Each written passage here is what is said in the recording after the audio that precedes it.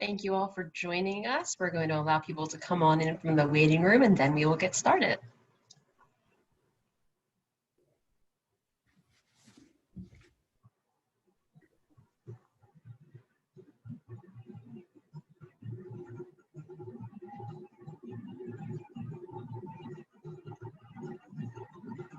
Okay. It is 5:13. I say we go ahead and kick this meeting off. My name is Casey Pedrick, the Assistant Principal, Pupil Personnel Services at Stuyvesant, which is just a fancy way of saying I oversee our wonderful school counseling department. Before we get into any little bits of the agenda, I do need to ask one of the parents to be secretary for today's meeting. So the first meeting of every year is facilitated by an administrator, with the secretary being one of our parent constituencies. So any volunteers to serve as secretary today?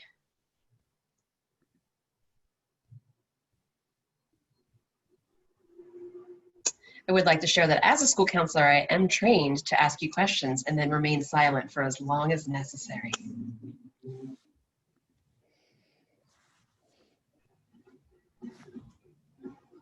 Ms. Ho! Wonderful, thank you. I'm happy to take it. And we are happy to have you take it. Thank you so much, Ms. Ho. So being that this is our first school leadership team meeting of the year, we thought it would be a great idea to go around and introduce those who are representing the various constituencies. So we have our principal and 2 assistant principals. So how about we start there? I already identified myself. We do have our principal, if you'd like to introduce himself. Hi, everyone. Sing Yu, principal of Stuyvesant High School, and welcome to the first SLT. Wonderful. And my colleague. Gary Haber, assistant principal. Good evening. Wonderful. And then we do have 4 members of our UFT. How about we kick things off with Ms. Daves? Hi, I am Samantha Daves. I am a chemistry teacher and also the UFT chapter leader this year. I'm Eric Wasatski, social studies teacher, and when we're in the building, a dean, and the ARISTA advisor. What's up, y'all? Miss Maggio, bio. Mr. Henderson, English. Mark Henderson. I have a first name, Mark. Miss Maggio doesn't have a first name. Wonderful, thank you. We then have 3 student representatives. We'll kick things off with our SU president. Hi everyone, my name is Julian Giordano. I'm the SU president this year. Hi guys, I'm Shivali Kurgankar. I'm the SU vice president this year. Hi everyone, I'm Sarai and I'm the SLT representative for this year. Wonderful, thank you. And then we have 7 parents who are representing the various grade level constituencies. How about we kick off with our PA co-president, Alex Shaffrin. Good evening, everyone. I'm Alex Shaffrin, a co-president for this school year. Then I guess we should go with maybe pass it on to Nancy. You're next. Hi, everyone. I'm Nancy Ho, senior SLT rep. Thank you. Joanne? Hi, I'm the senior alternate. Thank you. And Haiying? Hi, I'm Haiying. I'm junior SLT representative. Thank you. Ellie? Hi. Oh, Hi, Suki? I'm Suki. Yep. Yes. Hi, I'm Suki. I'm junior representative. Nice to meet you all. Thank you. Ellie? Hi, I'm Ellie Choi, and I am the junior SLT alternate this year. Thank you. Thank you. Moving to sophomores, Mayana. You're on mute. Hi, I'm Miona. I'm the sophomore SLT. Nice to meet you all. Thank you. With that, we're moving to Ting. Hi, everybody. Oh. I'm Ting Yu. I'm the 9th grade SLT. Sorry, we're back to Sandra. Sorry. Hi, no worries. I'm Sandra Song. I'm a sophomore SLT delegate. Thank you. And James, please. Hi, this is James Lin. I'm a freshman SLT alternate. Nice to meet you all. Thank you. I think that it rounds us all. That's the parent slate. Okay, wonderful. Thank you. So our team membership for SLT is at 17 members, which goes with the Chancellor's regulations on SLT. Those of you who are in the audience, feel free to reach out to those representing your constituency whenever you have an issue that you'd like to be brought to the SLT. Also, part of the regs is that we do have 10 meetings per year, which does end up equaling 1 per month. And we do need to chat, first thing on our agenda, about future meeting dates and times. So, yep, September, October, November, December, January, February, March, April, May, with one to grow on, which is oftentimes a financial meeting that's held at the end. So with the help of oftentimes Ms. Ingram, who is our Director of Family Engagement, helping us to keep our PA calendars, PA Executive Board calendars, and our SLTs from overlapping with one another, since many of our parents are involved in all 3 of those. We need to choose a couple upcoming meetings, or maybe land upon certain consistencies, such as second Tuesday of every month, or something like that. Since we're holding this one on the last Tuesday of every month, we can also go by that as well. So anybody have any thoughts about that? We can use the physical raise hand feature or the Zoom raise hand feature. Mr. Shafran, I saw your hand. I would suggest to go with the last, where possible, go with the last Tuesday of the month. Okay. Where possible. I think in some cases this may be a little bit tricky. There could be a little bit of overlap, but if we could start with that, that would be my suggestion. The last Tuesday of October being the 27th, 24th, which is before Thanksgiving for November, and the 22nd for December, just to throw a few of them out there for you. Anybody have any support of that idea or any conflicts that we might see coming up for that? Okay. So we'll just aim for that, and we can always revisit if different things come up on our calendar, but that's wonderful. Did 5 o'clock appear to work for, or Ms. Daves, I'm sorry. And are we saying the last Tuesday for the rest of the year? You just specifically started saying those particular dates, but I just threw them out, but I figured people would get tired of me rattling off dates and times, so I stopped myself. So we're confirming last Tuesday of every month. Okay. Yes. Okay. So perhaps Ms. Ho, maybe in our minutes, would you be able to throw in the dates that equal last Tuesday of every month? Sure, I could add those. Just one caveat in anticipation of looking forward. If we're doing it last Tuesday of every month as we near the end of the school year, if we need to implement anything or make any changes to anything that would be still in effect for this academic year, that would be difficult if it's the last Tuesday of, let's say, May or June, just to put that on the radar for everyone. Okay, that's good to know, and definitely some flexibility. I think we're all looking forward to May, right? One other note, just looks like from the PA calendar, February will be a little bit tricky because the 3rd week is midwinter recess, and then the last week, I think the PA is having a wellness night. So we'd have to look at February, and then as Ms. Ho just mentioned, May and June, again, if there's anything that needs to, we might need to look at those 3 months and solidify some dates.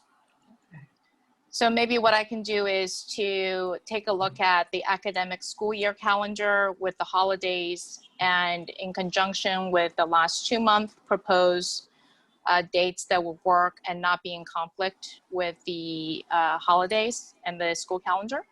Does that work? That does. Thank you for that. Sure. Okay, wonderful. Thank you. And did if we're still in this remote setting, does the 5 o'clock time work for all of our members here? Looks like it. I'm seeing nodding heads, even thumbs up. Thank you, Mr. Henderson. Ms. Pridgeon is sipping tea. I'm going to take that as a yes. Wonderful. Thank you. Okay, so how about if we jump in to the meat of this agenda?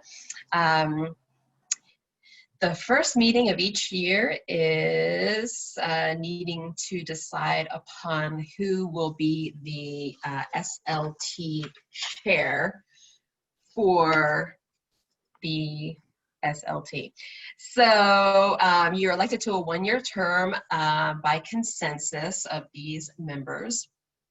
The chair responsibilities include reviewing and sending draft minutes to the principal secretary for distribution to the members, preparing an agenda for each of our meeting and distributing that to the team, making sure when we're in person that if there are items that need to be copied, photocopied, that are going to be on the agenda, things that we'll be reviewing, setting up any of the guests who will be speaking, reviewing and sending the approved minutes to the principal secretary for posting to school constituencies, and support the facilitator in running a fair and effective meeting. So we thank Ms. Daves for her service the past couple of years in serving as SLT chair. I think I can speak for everybody in saying how wonderful she was and organized and a great leader for us.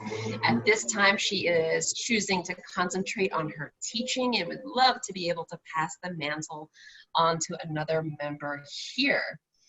So may I ask if we have any thoughts on the matter or if anybody is already interested in throwing their hat in the ring? Ms. Daves. Well, I would like to make a nomination of Ms. Maggio. Why, thank you. Ms. Maggio, do you accept that nomination? Yes. Yes, you do. Okay, thank you. Ms. Ju. I would nominate Nancy as the parent side. Okay, wonderful. Ms. Ho, do you accept that nomination?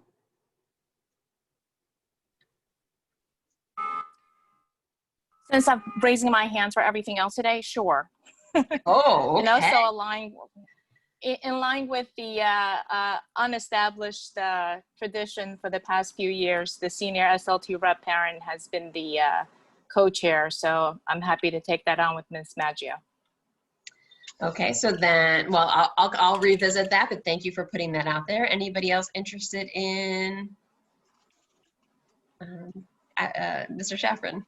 I also, and it may be controversial, but let's open this up. I would like to propose also Ms. Giordano as a co-chair.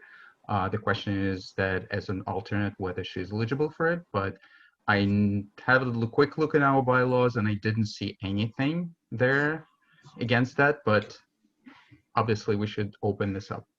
So with that, without being able to pull anything directly from here, which I have the bylaws here, the alternate always has a voice when they are the person who is subbing in for that person. So do we feel like that would preclude? Given the responsibilities that you've outlined, I'm not sure if that would. Okay. Because the responsibilities are all about the smooth facilitation and the communication and etc. But I want to bring this up as an option. Well, I mean, Ms. Giordano is Ms. Ho's alternate. So on the days where Ms. Ho can't come, then Ms. Giordano would be a member of the SLT. But as it is, she's as an alternate, she's not an active member of the SLT. So I'm not sure that nominating an alternate fits in with the idea of what the co-chair is supposed to be. I would agree. Oh. Ms. Davis? Oh, sorry. Raise my hand. You're fine. Yeah, I would agree with what Matt. 所有就先下勸會落去，嚟個2分鐘。 I'm not sure where that's coming from, so I can't mute. Okay, so Ms. Giordano, do you have any thoughts on that matter? Do you know, can shed some light? I appreciate the nomination, but I agree that it should go to a full member. So thank you for the nomination, but I pass to the other people who've thrown their hat in the ring. From what I hear, it's an honor just to be nominated. So thank you, Mr. Shafran. Is there anybody else who would like to make a nomination? Okay, so we have 2 members, a parent, Ms. Nancy Ho, and a UFT member, Ms. Marissa Maggio. So Ms. Ho had mentioned the idea of doing co-chair. So this is often a topic that comes up, and if the 2 members are open to it, that's fine. I end up giving a little 2 cents each year when this comes in because I've been serving on the SLT for coming up on a decade. And so I've seen it in both ways, and I can share that the process is smooth, no problems when it's one person, and there always ends up being some issues when there is co-chairs because it's a matter of who's in the school, who's not, who's pulling weight, who's not, who is doing which duty or whatnot. So I just want to throw that out there, that that's my own personal observation that I've seen over the years when there's been solo chairs and co-chairs. So really and truly, Ms. Maggio and Ms. Ho, do you have any thoughts on flying solo or going co? Thanks to COVID, my after-school activities are now non-existent, and so I have hours of my life that did not exist before. And so I'm okay with handling this on my own, as long as the secretaries, which I don't have to be now this year, manage to get me the notes and stuff. I think I would like be in need of help if I was doing my after-school activities, but since those are non-existent this year, I think I could be okay. Okay. Good point. Ms. Ho, any thoughts on desire to go solo or to be chair, or only want to be co-chair, or only want to be chair? I think that I'm happy to co-chair with Marissa Maggio if she would like to have me.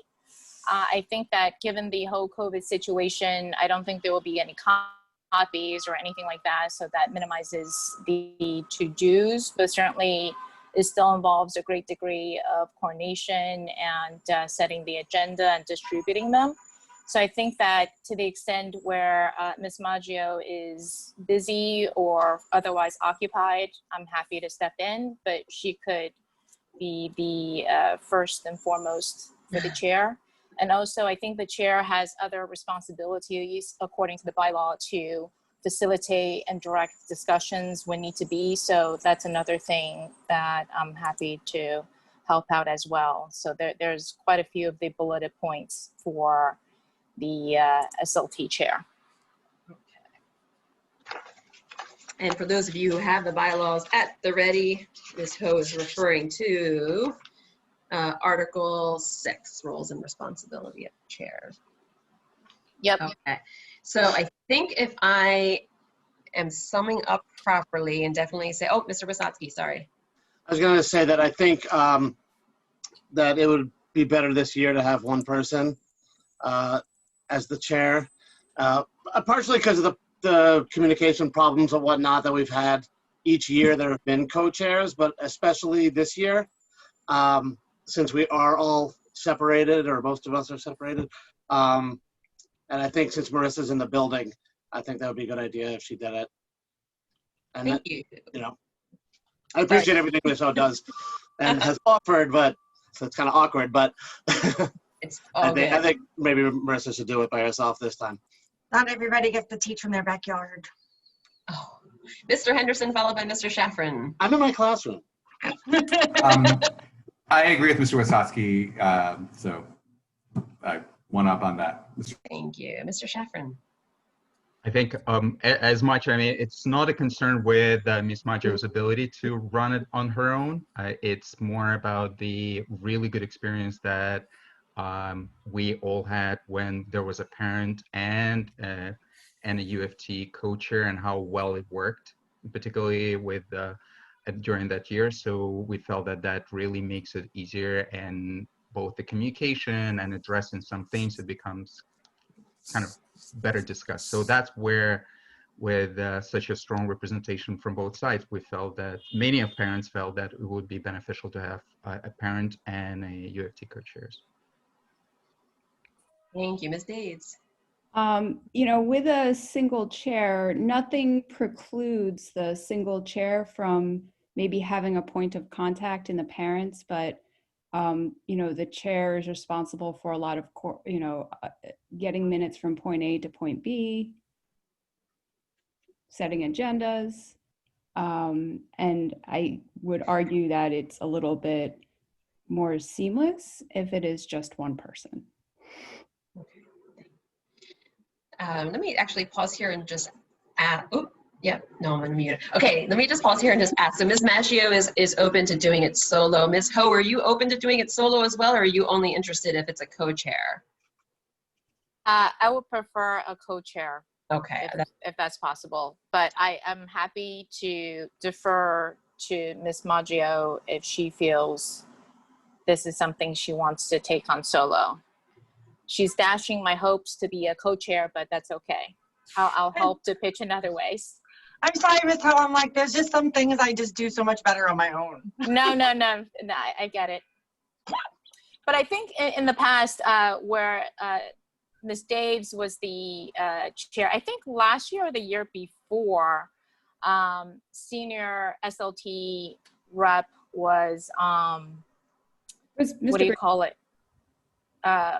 What was also co-chairing with you and was able to coordinate a lot among the parents and represent the parent body in setting the agenda, voicing concerns, and other issues that come up. And I think that was very beneficial, as Mr. Sheffrin has said in the past. So I'm happy to serve in that role and to help coordinate and help set the agenda in that way. Ms. Ho, I think if you're willing to take the input in from the parents every month and then send me like itemized list of what they want to see on the agenda to cut down like the emails that I have to read from parents, and then I can just take in, and Julian, if you want to do the same for students, and then this way you guys will be my point of contact for the different constituencies, and then Ms. Pedrick, I'll just come visit you with our masks on in the office so we can chat. Look at her, she's already leading. Mr. Giordano, you had your hand up. Yeah, I was just going to say, I think one of the things that I think we really appreciated last year was that there was a rotating facilitator and secretary position for each meeting, so that every constituency had an opportunity to lead and take notes on meetings. And I think the chair position is not one that needs to be shared for fear of one constituency really having more input than another. It's really a position about helping the entire group move forward. And so I'm confident that Ms. Maggio will do a good job in that. We'll all still be able to, it's not going to affect representation. I think we'll all still be able to continue doing the work we do together as an SLT. Thank you. Dr. Haber. Just, I'd like to look at the reverse of that. Just how do the other parents feel about it? The parents. I want to make sure that the parents feel comfortable with the single chair. Well, I think we'll find out by voting, right? We can be open to further discussion, or if we feel ready, we can move towards a vote. Mr. Henderson? I move we vote. Yeah, let's vote. All right, Ms. Ju, thank you. Okay. So I think what we're proposing is all in favor of Ms. Maggio being SLT chair for the 2020-21 school year. Please raise your hand. Can I vote for myself? Yeah. 1, 2, 3, 4, 5, 6, 7, 8, 9. So I have 9. Any against? Any, okay, 1. Any abstentions? Okay, thank you. Okay, we must have more abstentions because I'm only counting 11. So I have 9 yes, 1 no, 1 abstention. Ms. Song? Abstention. Okay. Who else am I missing? I mean, this is an overwhelming majority, or a large majority. A large majority is what the bylaws say that we need for consensus. So, Ms. Maggio, starting after this meeting, you're going to be our SLT chair. Yay, congratulations. So for clarification on my meeting minutes here, I'm just going to note that Maggio is the chair, or should I also note that I and Julian will coordinate the various constituencies? I would note that as well. I think so. Well, Okay. let's just. Yeah, Mr. I Shaffer. think, yeah, I think we need to go back to our general policy, which was the SLT should be running through the co-presidents, or rather the SLT thing. So Nancy, we can certainly work with you on that. So if you would like to do this, but traditionally that has been done through the co-presidents. Oh, I'm sorry, I didn't know. Yep. Okay, so you will serve as that then? I'm happy to do that together with you, but yes, absolutely. Wonderful work, thank you all. And while we're on the note of meeting minutes, can Ms. Pedrick or someone who's hosting this send me the list of all the folks who have attended? Because on my screen, I don't see everyone in attendance, which I need to note for the meeting minutes. Okay. I know Ms. Ingram can definitely get that for you, and there she goes. She puts it on the chat. I guess we could also screenshot this. So Perfect. There. Thank you. Okay, so moving along our agenda, our next item is entitled Opening School Building Updates, and for that, I will give the floor to Principal Yu. Great, thank you. And good evening, everyone. I appreciate you taking your time and participating. Wanted to give you some updates around the school building opening that's anticipated for this Thursday, October 1st. Again, there's been lots of updates that have been going around, and so I want to I just want to make sure that again, there's information that you're hearing from us. We're sending it out via email on our website, and then we'll be sending more information specifically to the students who will be coming into the school building starting Thursday, which will be our first group. So just a few points. We're going to be opening the doors around 8:30. Again, since first period does not actually start till 9:10, the goal here is again to get students in as quickly as we can, but we will not be opening the doors until approximately 8:30. We're going to have 2 entrances, and again, all this information is going to go out specifically to families and to the student groups. There will be 2 entrances, the bridge as well as the north entrance. For the bridge, students who will be going into the cafeteria and or the 3rd floor gym will be coming through the bridge entrance. And the reason we have that is there's specific pathways to those locations. And again, we'll be sending this off to each of the groups. Additionally is the north entrance. So students who will be going into the theater and or the 6th floor gym will be coming in from that entrance. And this way, the 2 entrances allow for students to come in as safely as they can, socially distanced, and specifically towards the spaces that they'll be going into. And again, we'll have staffing there, both administrators as well as school aides at both locations as students are coming in. And we're going to ask those students make sure they have their health screening because we have been looking at that for all students before they enter the building, as well as doing temperature checks. And so that will be happening starting Thursday. We'll be asking students to make sure that they bring a device as well as headphones and or earphones and or chargers as necessary. We'll ask that before they come into school the night before that they make sure that their devices are charged to the full extent. We will have outlets and we will have some devices in each of the pods if necessary. And again, we've done some orders in this, and hopefully we will be getting more Chromebooks and other devices either from the DOE and or from our orders. Appreciate the alumni group and as well as the PA so that again, we'll have those devices ready to go and but theoretically in this first few weeks, it will be wonderful if students are able to bring their devices. And if you don't have a device, please make sure again, I think students have already filled out the form from the DOE, and then we're continuing to work with families on those as well. I think one of the things that's going to be continuing to be important in the first few days, again, is that there's going to be a lot of learning in this. We're following all safety procedures as we've been guided. Again, students will, get accustomed to being in the building and there's going to be some things that we'll have to continue to orchestrate with them, from, getting breakfast in the grab and go when they first enter the building, to lunch when we bring bag lunches down to students in the pods and we'll be distributing it to them while they're there in their seats, to ensuring that they keep their mask on, and following those directives. The goal here is that we're keeping everyone safe, from students to staff, and this is going to be really important that we're diligent on this.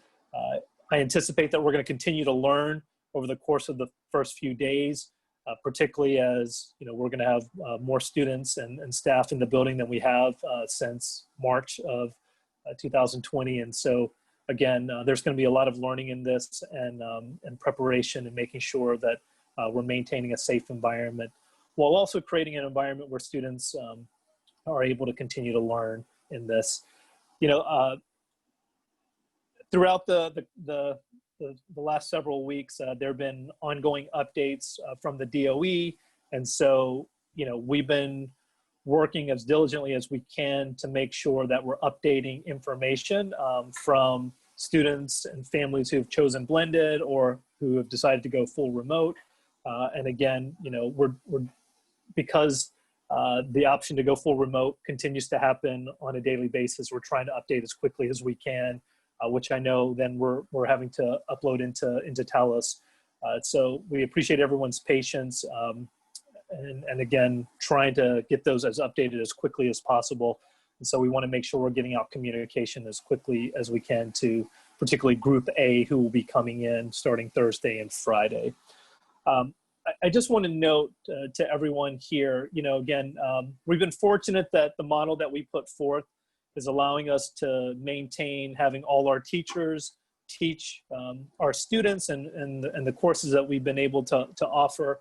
And so all of the things that you're hearing in the media around the different agreements and such, in one way, clearly will have some level of impact on the school, but for the most part, we've been really fortunate that, we have the teachers who are teaching remotely, and that's a result of the model. And while it's not perfect by any means, it is allowing us to maintain a lot of the key priorities that we had intended originally. One thing I wanted to put out there, and I sent this to the SLT, was the recent announcement that came out on Friday evening around the new memorandum of agreement between the DOE and the UFT around some new staffing agreements that were released. This is between the DOE and the UFT that made these agreements, so this is not negotiable per se from at the school level. What is at the school level is us reviewing the MOA and having to execute it accordingly. And at this point, we're continuing to get guidance. I know Ms. Daves is getting that from the UFT, and I'm continuing to get it from the DOE. And so we'll continue to have conversations, particularly since the only thing that we've received at the time was the MOA.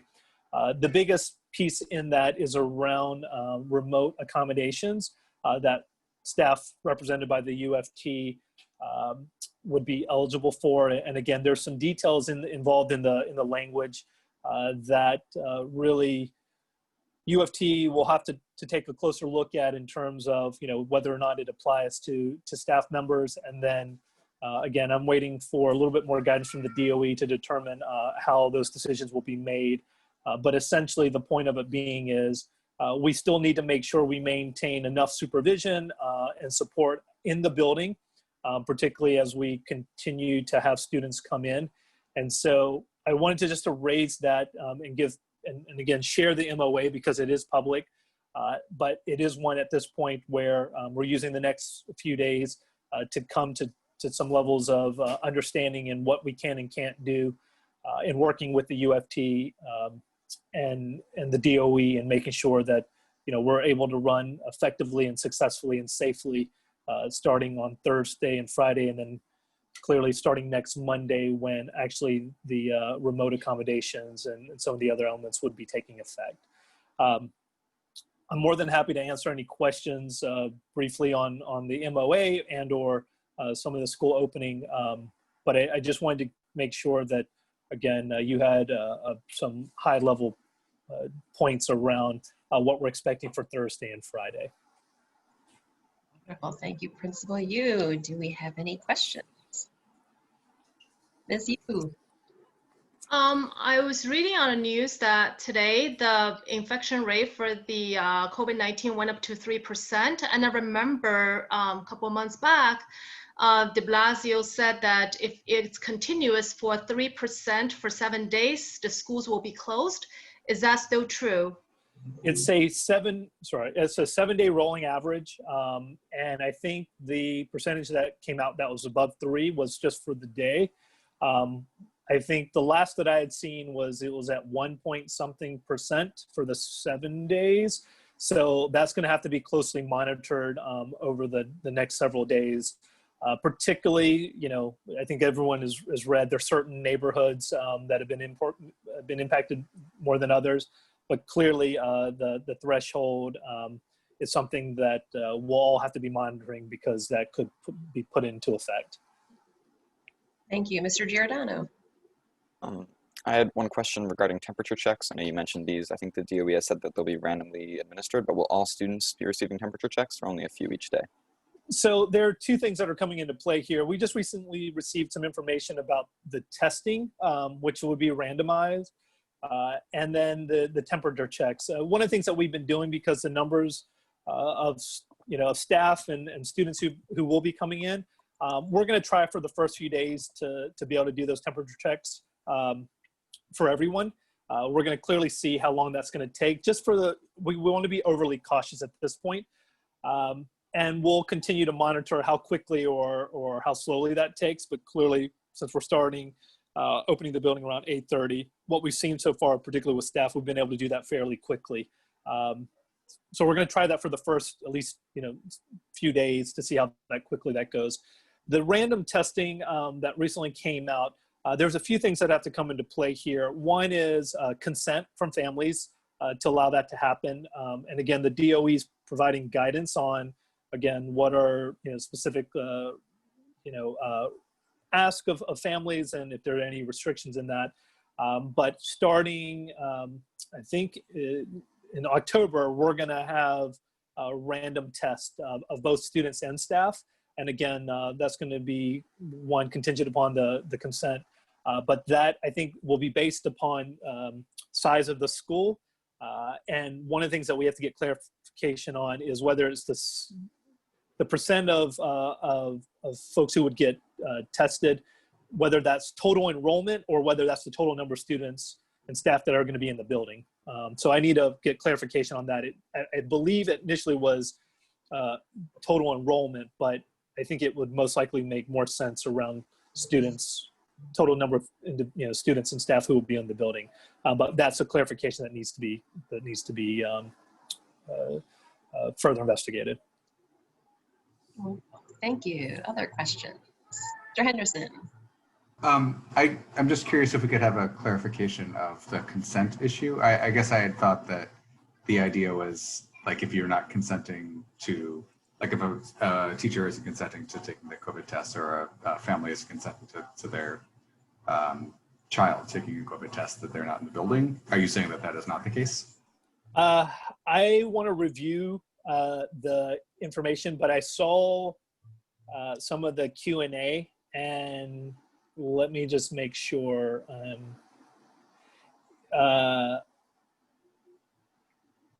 So the language right now says clearly strongly encouraging families to consent to have students who are participating in, in person to do so.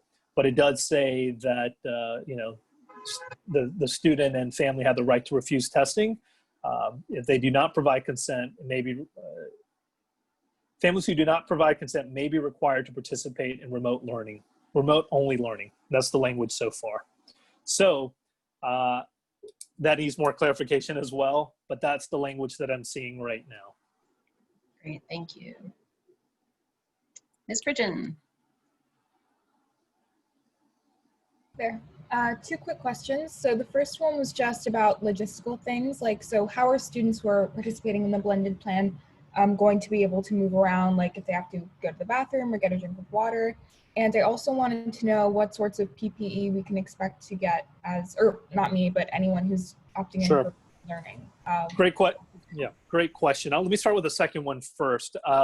So we will have masks available, and we've been really fortunate that we do have masks that the Department of Education has provided, but we were also, we had some donations for masks that actually have some Stuyvesant logos. So we will have those readily available, and they're in plastic bags so that you can clearly pick that up. So students will have that available. We will have that every day.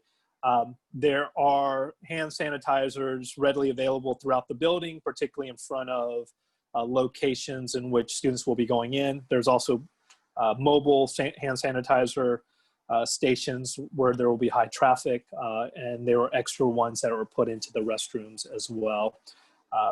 There will be supervision in the pods, and so any movement that will be taking place. So if you're leaving the pod area to go to the restroom, again, we will have supervision. There are signs that are telling you where to go, and then we're only allowing one student to go into the restroom at any given time.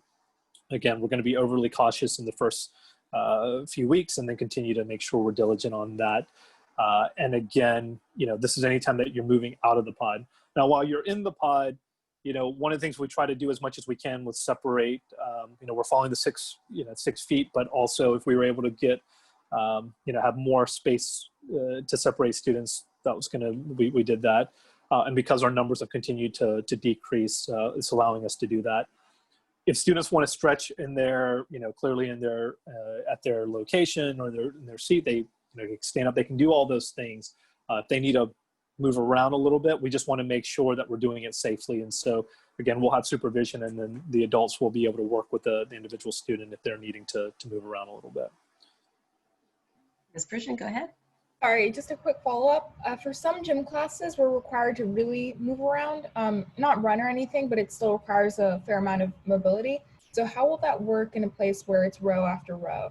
Yeah, so one of the things that Mr. Moran was speaking with me about is, again, depending on where you are, we would theoretically, or we could potentially, students who are having PE, we would take a small group out potentially, and then take them out to another space. They would have to be in the same pod so that they could do a little bit of movement. And again, this is where we're going back to a little bit of the, wanting to be overly cautious while also recognizing that, movement is important. And so this is something that we're continuing to determine whether or not that's going to be feasible. We do have the space, but we want to see if we're able to do that in a way that, again, one, makes sense, and then two, we can do it safely. That is something that Mr. Moran and his teacher, the physical education department's been looking at because of that question around movement. Thank you. Thank you.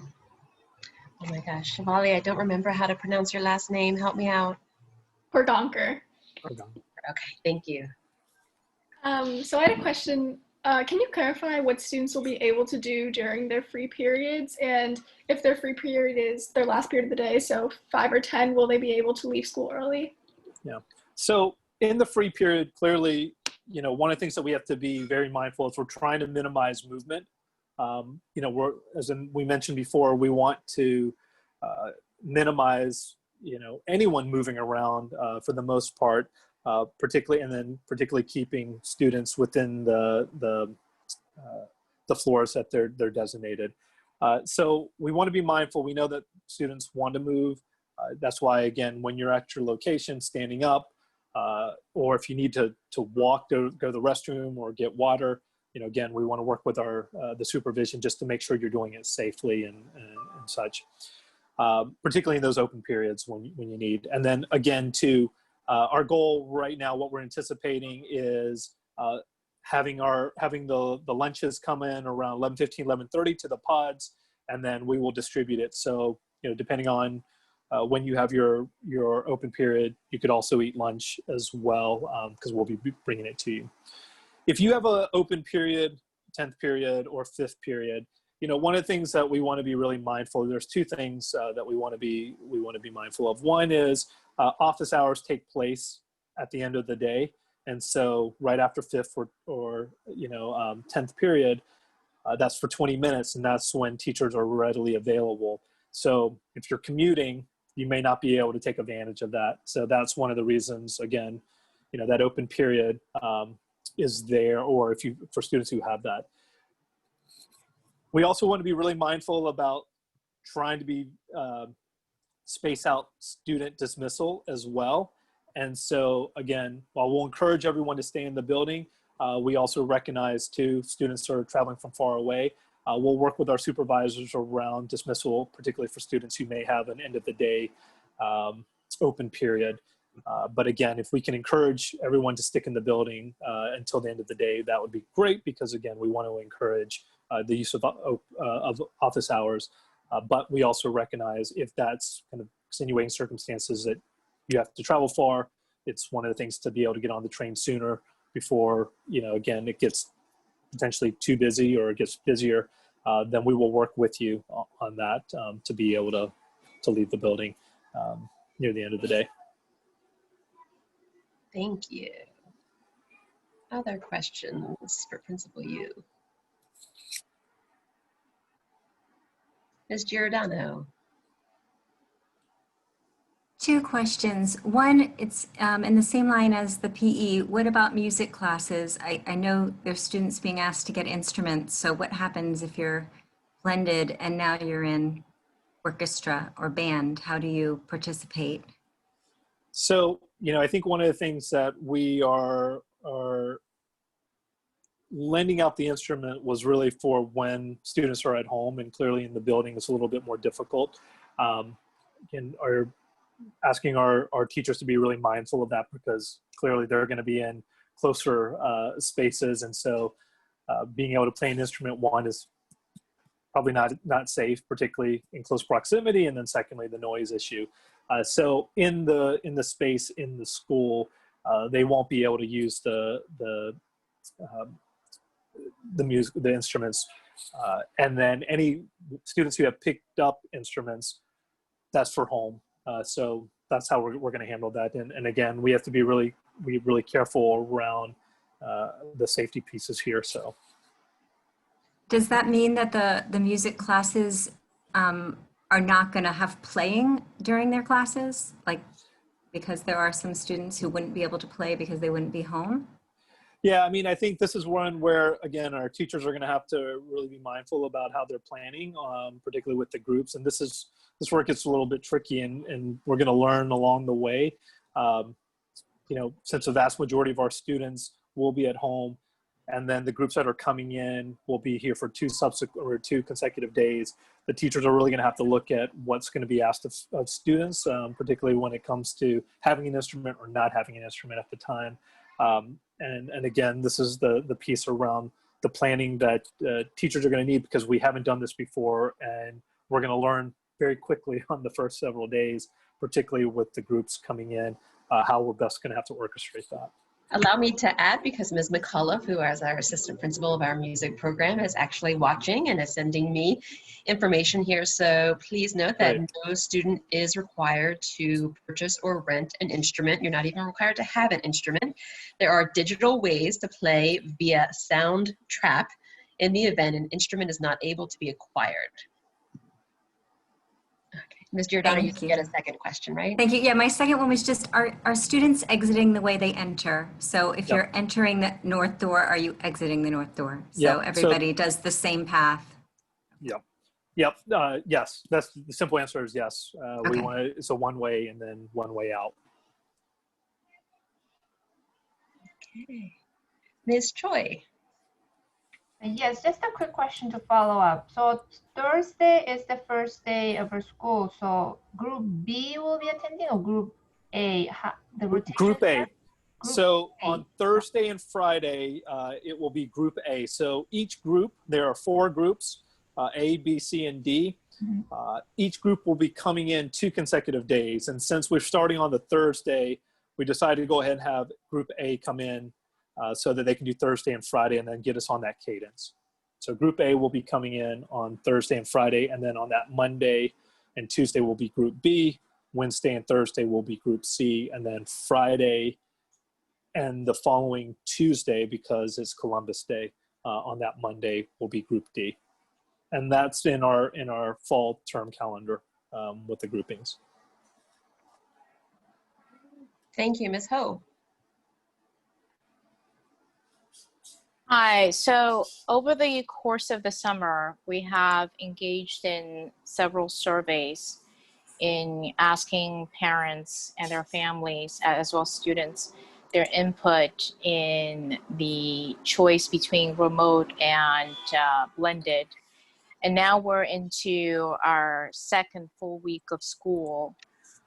Just wanted to have an understanding, is there any plan to conduct surveys to figure out how the fully remote learning has been so far, as well as those who are coming back starting this Thursday, what that's been like, and if there are any potential issues from feedback, we could start catching this early on and address it early on without having it linger and be problematic as we progress through the academic year.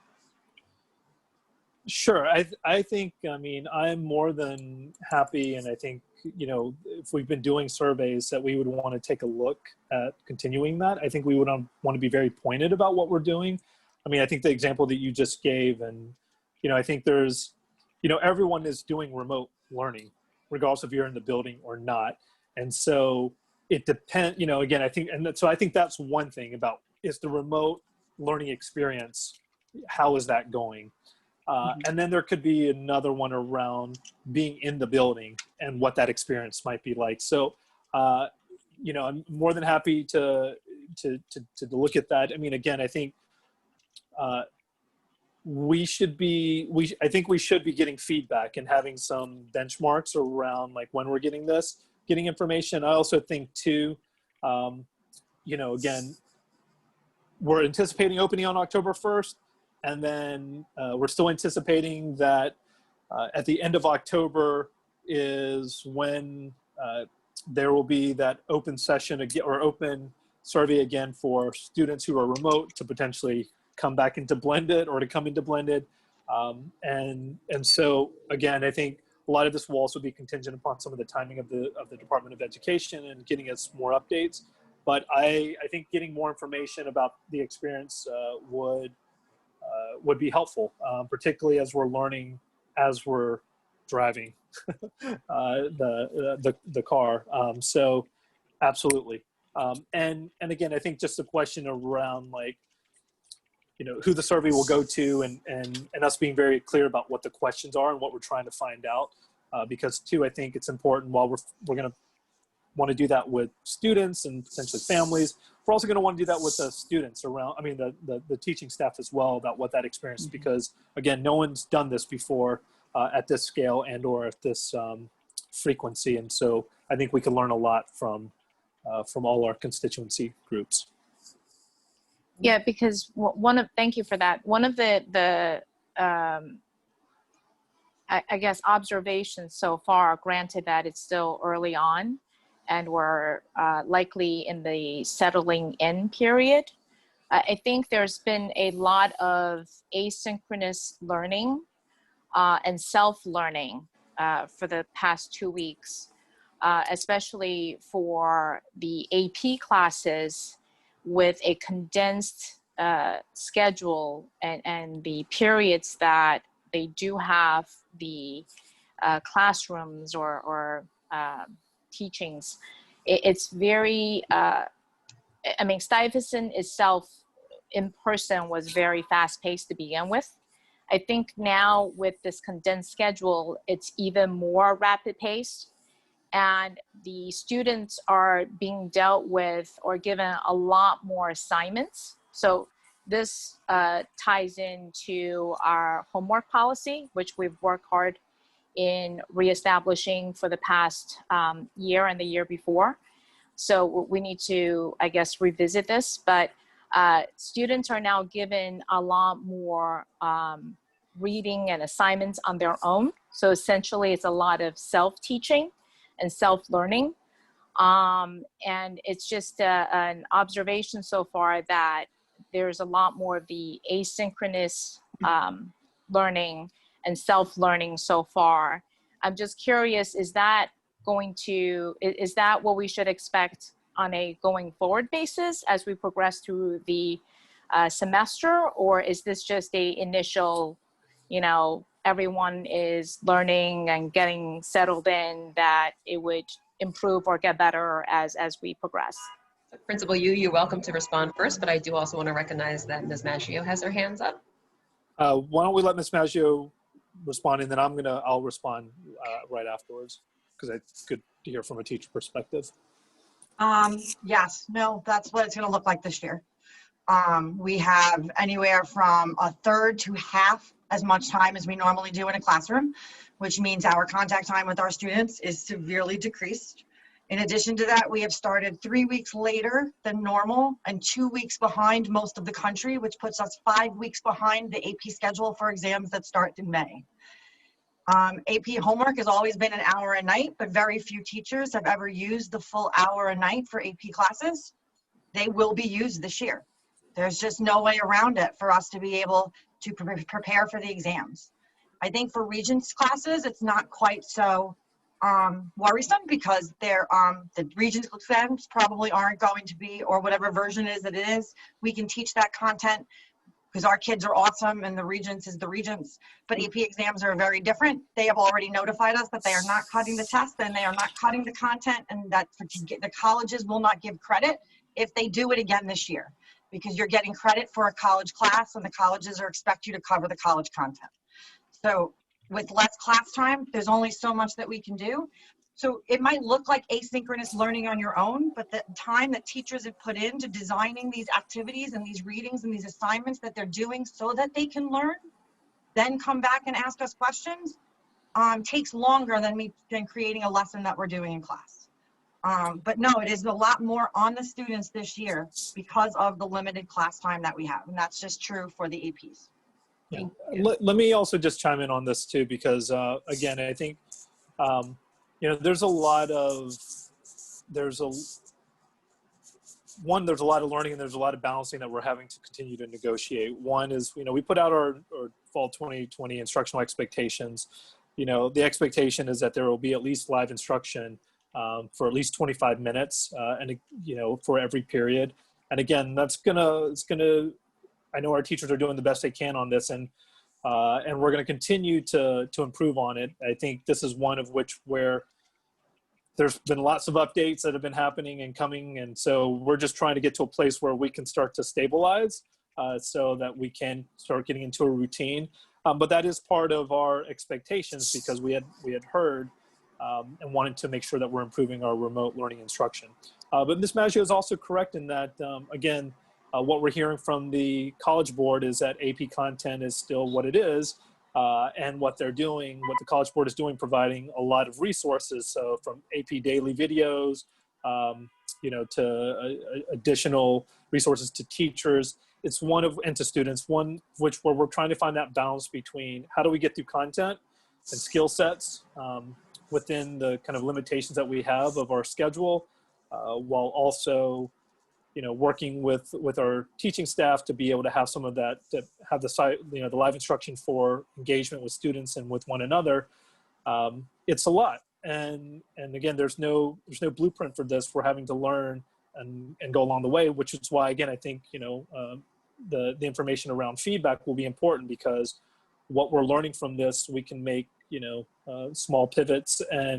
But, these are some of the limitations that we're grappling with, and we want to be able to figure out ways to support clearly our students, but also our staff, and being able to get through all of the content that, again, ultimately what we're wanting to make sure students are prepared for any of those summative, examinations at the end of the year. Thank you. Mr. Henderson. Sorry, I lost my cat. She got used to being with me. I totally agree with Ms. Maggio and Mr. Yu. I also think, thinking back to last spring and how difficult and really unsatisfying the results were for teachers and for for students, and certainly for parents. I am immensely proud of what the staff is doing, but also what the students are doing. I mean, students are coming in every day, excited. They want to be there. They got their cameras on. They are, raising their hands. They are excited, and they're doing that work. And sure, we need to figure out what our scheduling looks like and everything. But so far, this is going way better in terms of instruction, I would say. And I don't know if the students would agree, but it's going way better than anything I think we saw in the second half of last year. Ms. Maggio, followed by Ms. Ho, now that I'm unmuted. I just want to say I love seeing my kids' faces. It's I get so excited about going to Zooms. All their cameras are on, they're smiling, they're participating, they're laughing at my jokes. It's a whole new world. Whole new world. Ms. Ho. Yeah, I do agree that this year so far has been a lot better than what we experienced in the spring, which was a makeshift effort to go remote with no preparation. I'm thinking, so if the going forward would be a lot of self-learning, especially for the AP classes, I agree. The regents, you have the upperclassmen to help with maybe the Arista tutoring or whatever, but with AP classes, I don't think there are that many available students in Arista who could tutor this, because we're already talking about the junior senior class. So is there any planning for maybe after after school or some type of teacher office hours where students could pop in or make appointments to talk to the teachers, especially on these advanced AP topics that they're learning on their own? Just wanted to make sure if we have plans for that, and also just support for our students. And also, how is the testing? I'm not clear on the testing part. How are students going to be tested and graded in terms of expectations, especially for these AP type of classes? Just wanted to make sure that we have the support system in place to help our students as much as possible. And prior to us answering that question, I do just want to chime in about the time here. So having adjusted for our late start and stolen some minutes from our SLT chair selection, which did not last as long as we have, we are just 5 minutes over the time for this particular topic. So with that being said, do I have a motion to extend the time on this topic? Mr. Henderson, do I have a second? Mr. Wasowski. Excellent. Shall we say 10 minutes to start? Yep. Wonderful. Thank you. Ms. Pedrick, could I just, Julian made a really good recommendation around some key documents that we've sent out so to students and to families that discuss some of these pieces. So maybe I can just take this time to kind of talk about this holistically. I made brief mention about the fall 2020 instructional expectations. And again, I think what we've seen and what we've heard so far is that we've started, again, we've had kids we've had lots of student attendance. Our teachers are excited to see students. I think students are excited to see our teachers and one another.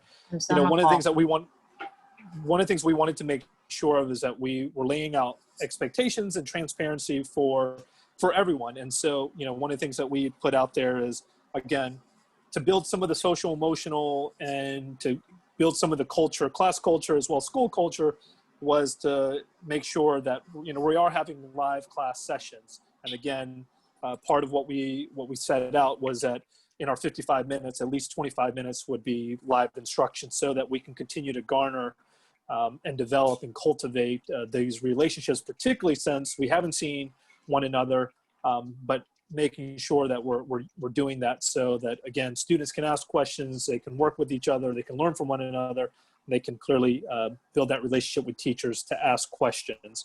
And we're doing that mostly through Zoom, but we clearly have Google Meets and Microsoft Teams. You know, the other thing that we've asked both from our students and our staff is to have their cameras on. You know, while we can't mandate this, the ask is that we are expecting this to happen, because again, there's something to be said about seeing one another's faces. Again, we know that there are extenuating circumstances, and what we ask for is that students and staff talk to one another, particularly if you're having an issue around having the camera on. But what we do believe is that relationships are hard to develop, first of all, remotely, secondly, without being able to see one another's faces. And so we want to be mindful of again, people's circumstances. And so what we ask is, you know, if you're not going to turn on the camera, please speak with the staff member privately, so that we can make sure that we're working with you to do that. But again, this is really around developing some relationships so that everyone is seen and continue to be accounted for. The other thing around our expectations too is this. You know, one of the things that our teachers did, particularly in August, was teach one another around different platforms, whether it's Gizmo, Pear Deck, and a variety of other you know, software or educational links. But one of the things that we wanted to do was filter it through Google Classroom, so that there's a central location in which, again, students and families know where to see where assignments are. And again, we're following in suit with what the Department of Education has recommended.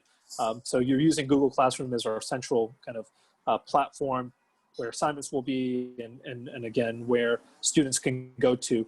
We are using other platforms, but theoretically they're linked through Google Classroom, and we want to make sure of that. You know, I think the other thing too, again, and I'll talk a little bit more about this later on, is around the communication. You know, one of the things that we want to make sure of is that we're communicating as frequently and as streamlined as we can. You know, one of the things that I will say is, and we'll only get better at this as we figure out how to streamline communication. I know that every family member and parent, you know, wants information, you know, as quickly as they can, specific to their student.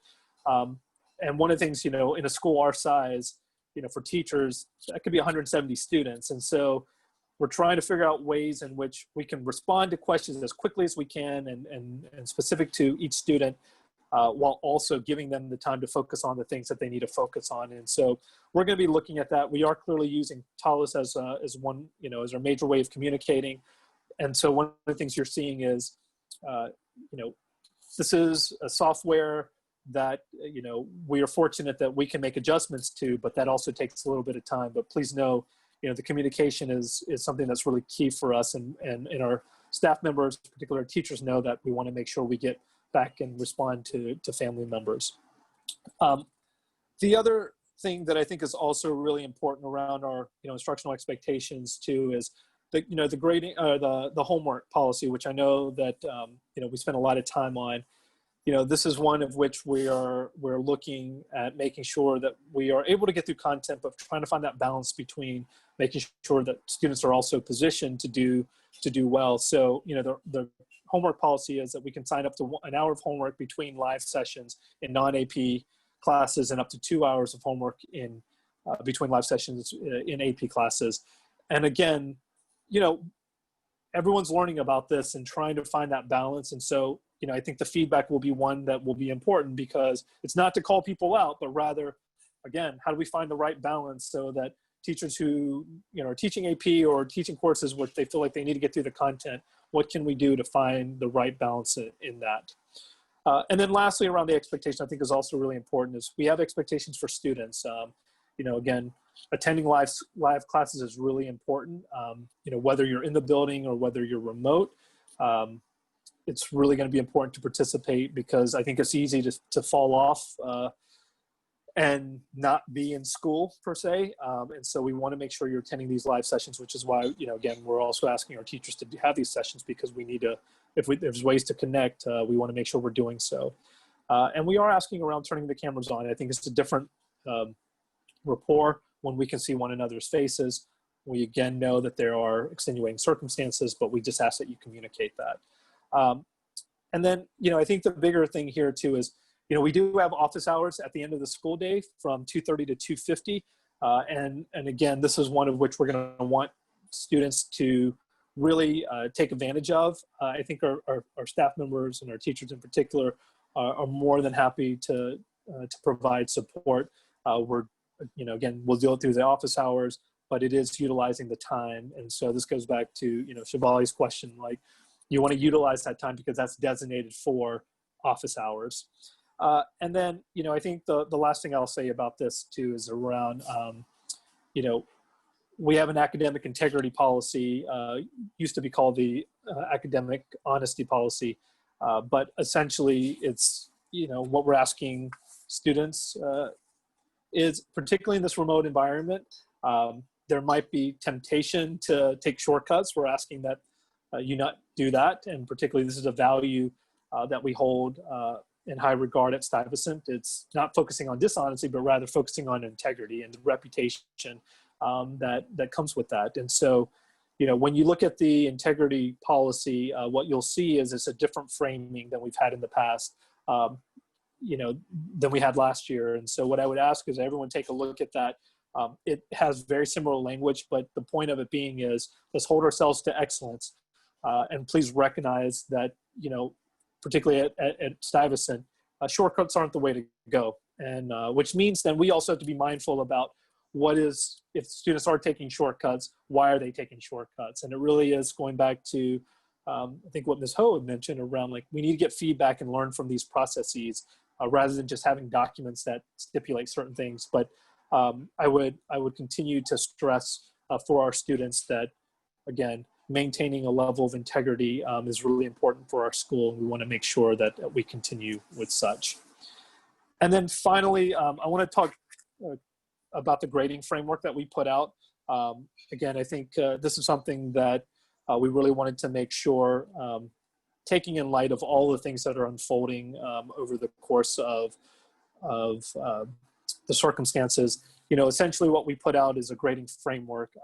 And what we did was we try to consolidate language as well as categories in which we've seen across multiple departments and multiple courses. And what we really came up with is we try to synthesize what we had seen across a variety of grading policies, which was, we created 3 broad categories. We'll call it summative assessments, which really are kind of the larger evaluative kind of assignments, whether it's exams, major project essays, large group presentations, artistic performances. We give some of the key features of that.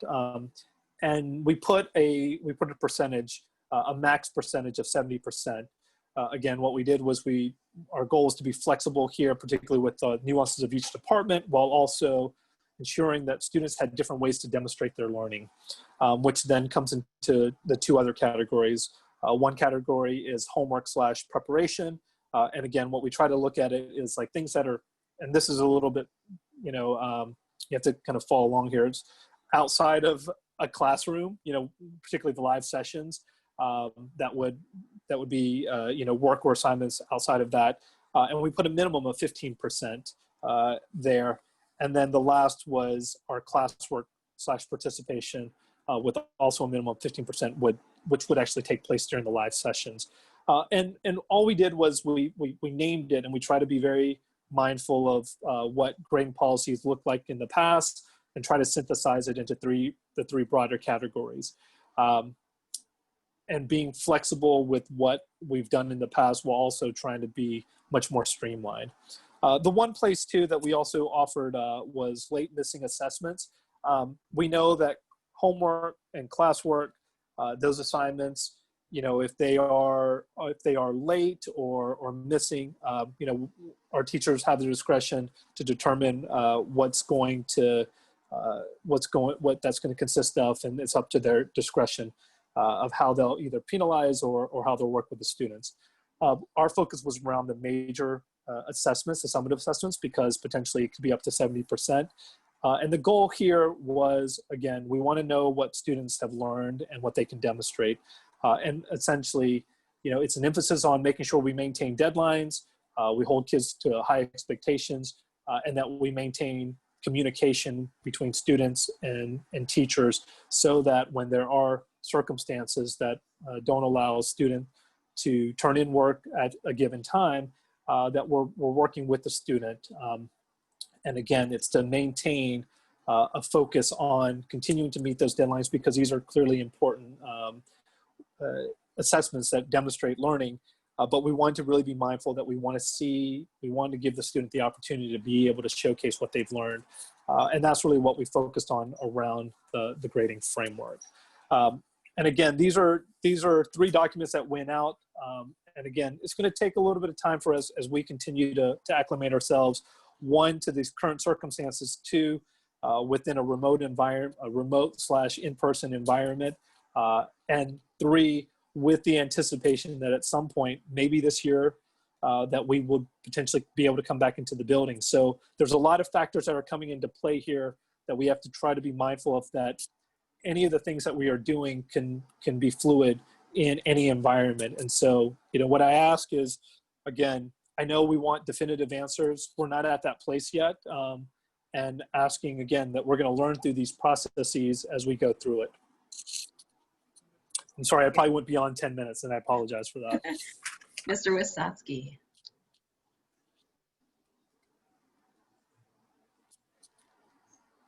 Sorry, I just want to, jumping back to what Ms. Ho was saying about the AP classes for the juniors and seniors.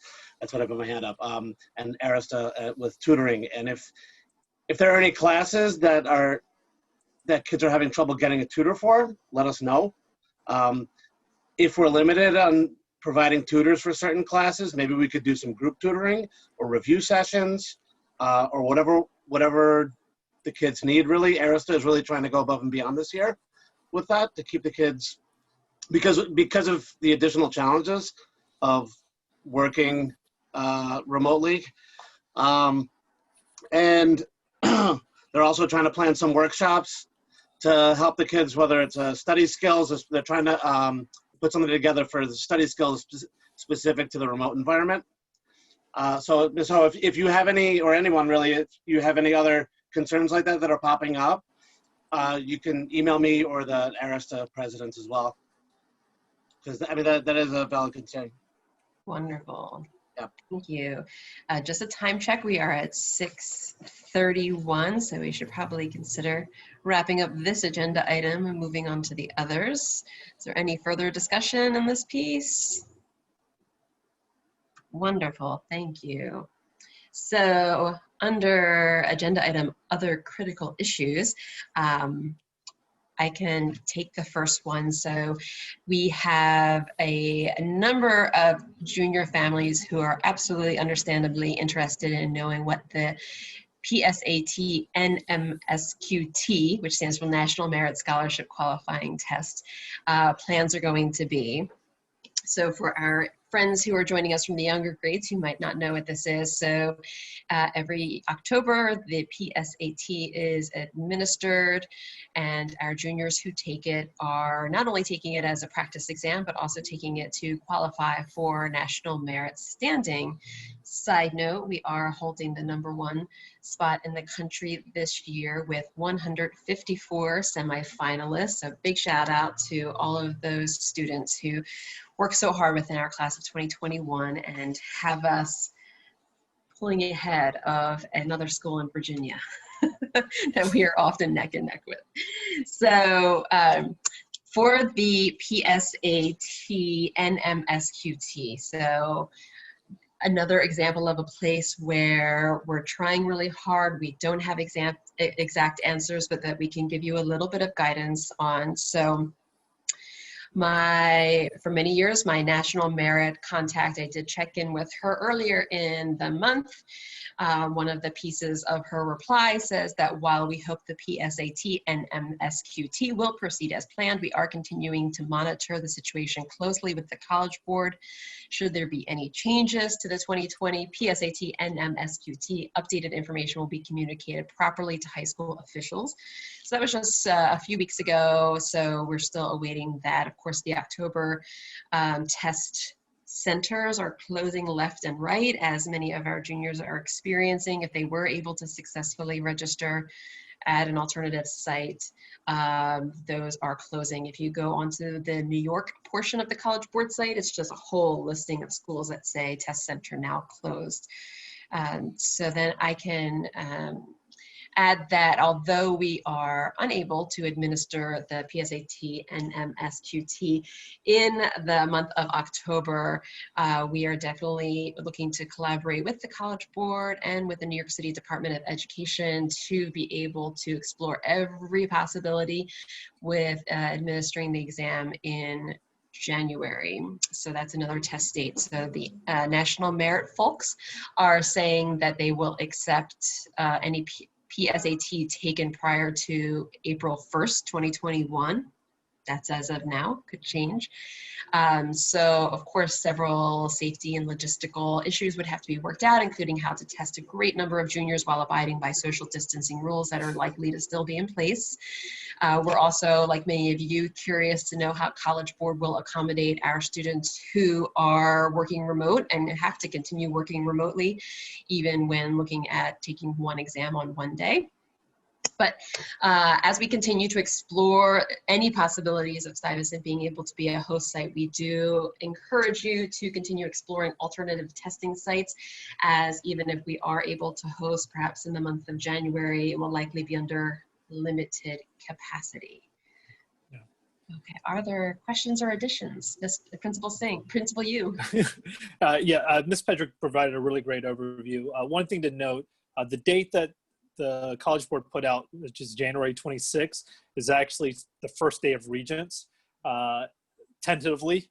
So, we are having to look at a variety of options. We are, working with the PA as well and figuring out like what could potentially play out.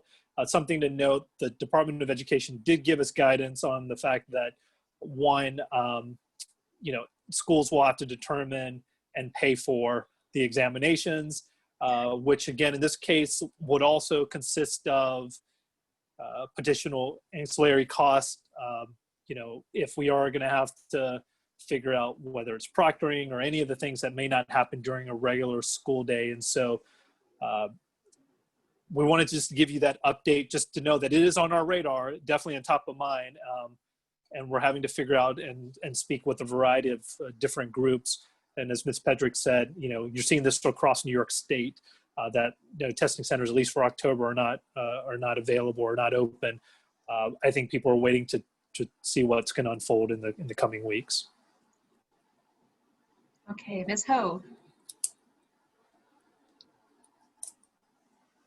Just on the question on the topic of testing, what is the exact reason that's preventing Stuyvesant to host Psat and because as Ms. Pedrick just mentioned, test centers that students have signed up for left and right have closed.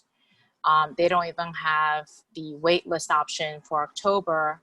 And I don't know if you guys have seen, I think it was a New York Post article recently where one Stuy senior, his father drove him 9 hours to Ohio to take the SAT. Just wanted to understand what's involved here in terms of, Stuy being a big school, even at a limited or a reduced capacity, should be able to host for the Stuy seniors who need to take this test to demonstrate their competitiveness for these colleges. What is the reason or rationale for not having these tests, and what can be done? I know Principal Yu has mentioned he's exploring a variety of options. What we expect or hope for the seniors who are in a very bad situation of, you know, either driving, even that's not guaranteed, you know, driving 9-10 hours to a site to take a test, or just, the question getting is, canceled. what is prohibiting Stuyvesant from hosting even just for our seniors? Is that the question? I'm sorry, say that one more time. You're breaking up. So is Principal Yu, because I'm hearing in and out. So just summarizing, the question is, what is prohibiting Stuyvesant from hosting the SAT for our seniors? That's correct. Okay. Because when I actually called the College Board to inquire, there's an upcoming October 14th and October 28th date or dates that if our school, meaning Stuyvesant, is able and willing to host, you know, they're certainly happy to coordinate and work with the school to at least give, I'm not asking, you know, for Stuyvesant to open up to the rest of the population, but certainly for the senior class who are eminently applying to colleges. Granted, a lot of colleges are test optional. We understand really what that means. And in order to be competitive, you should still take it. And given that Stuy's SAT average is generally in the 1520, 1530 area, there's no reason why Stuyvesant students should be penalized by not taking and showcasing their high caliber in taking this test. Great. So Dr. Haber, you are our testing coordinator. I feel certain you have some thoughts in this area. I do, and of course, it's painful that we're in a situation. I think we were first talking about the PSAT, which is given to the 10th graders and the 11th graders. 10th graders usually is funded by the DOE, where the 11th grader was funded privately. And then you also brought up the concept of, I think, Ms. Ho, about the 12th graders, about them taking SAT. Is that accurate? Yes. Okay. All right. So there's approximately 50 rooms that can be used. No, actually, that's the number. 50 rooms that can be used at Stuyvesant to test at any given time. We generally will have 2 proctors for a testing period, and this is I'm not even talking about the extended time, the students with disabilities, but just even for the regular time, we would need 2 proctors times 50, and doing it that way, we can do only 25% of the students. If we're able to recruit the 100 plus proctors that would be needed, and then we could then feasibly test 25% of a class. That's using with social distancing, with this, the social distancing, the way it has to be set up in the classrooms. It's extremely small amount, and if everything else is in place, so we have the ability to do so, the funding to do so, but more than the funding, it's the people willing to do so, to actually partake in a teacher, 2 teachers going into the classroom and supervising the testing. Thank you. Mr. Sheffrin? Thank you. I have 2 questions. One is, Ms. Pedrick, is a question for you more about the communication. So with the conversations about PSAT and inability for that to be administered in October, I guess the question, yes, it's great that we're talking about January, and hopefully we can find some way to administer it there. Do you feel that your office, or maybe families have already had a communication about alternative use of SAT in place of PSAT, which potentially could be replacing the interest, or could be, I mean, some students may not, I mean, those who already have taken, maybe they would be reduced interest, at least some communication to families on this topic. Do you anticipate that to be coming anytime soon? Absolutely. So we did meet on Friday in the afternoon. So part of what I seemingly said off the cuff was actually our first draft of a communication to go to the families. All right. And thank you for that. And I guess the second question is, Dr. Haber, just to reconfirm. So I think when you were saying 25, so with 50 rooms, how many students per room do you anticipate social distancing is allowing to, following all the rules, social distancing will be observed? How many students per room did you, does the model assume? On the average, it would be eight students and the teacher, the product. Okay. Yeah. Okay. I mean, Yeah. I wasn't. The numbers weren't coming together to 25% of class. So that's where I was because I was thinking 50 by 8. That comes to about 400 students. So that would be roughly half of a class. But yeah. Okay. That's just good to know. Thank you. Thank you, Principal Yu.